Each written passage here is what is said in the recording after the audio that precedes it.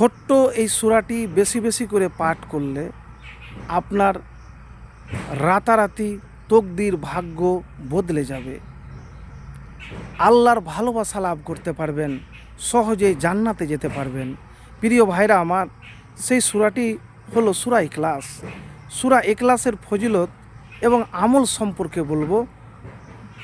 একজন সাহাবী এসে রাসূলুল্লাহ সাল্লাল্লাহু আলাইহি ওয়াসাল্লামকে জিজ্ঞেস করলেন, ইয়া রাসূলুল্লাহ সাল্লাল্লাহু আলাইহি সাল্লাম, আমি সূরা ইখলাসকে ভালোবাসি।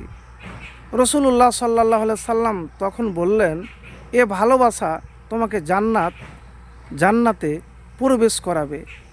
বুখারী শরীফ 774 নম্বর। আরেকটি হাদিসে আছে যে রাসূলুল্লাহ সাল্লাল্লাহু আলাইহি সাল্লাম বলেছেন, যে ব্যক্তি প্রতিদিন 200 বার সূরা ইখলাস পড়বে তার 50 বছরের গুনাহ মাফ করে দেওয়া হবে, তবে তার ঋণ থাকলে তা মাফ হবে না। তিরমিজি শরীফ 2898 নম্বর হাদিস। দারিদ্রতা কিভাবে দূর হবে একটি হাদিসে এসেছে। সাহাবী হলেন সাহাল রাজিয়াল্লাহু তাআলা থেকে বর্ণিত।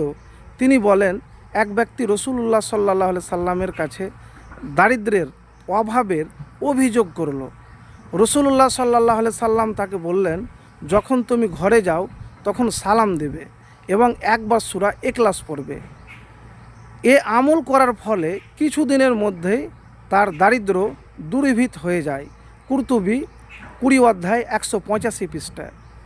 তো সূরা ইখলাসকে ভালোবেসে যদি পাঠ করেন, আপনার বিশ্বাস আকীদা থাকে, তাহলে তার ফল এ দুনিয়াতে পাবেন, আর আখেরাতে আপনার জন্য জান্নাত রয়েছে। কেন?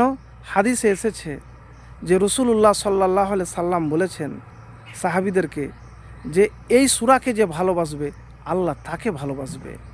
অতএব এই সূরাটি আল্লাহর উপর বিশ্বাস ভরসা রেখে ভালোবেসে পাঠ করুন, ফলাফল দ্রুত পাবেন।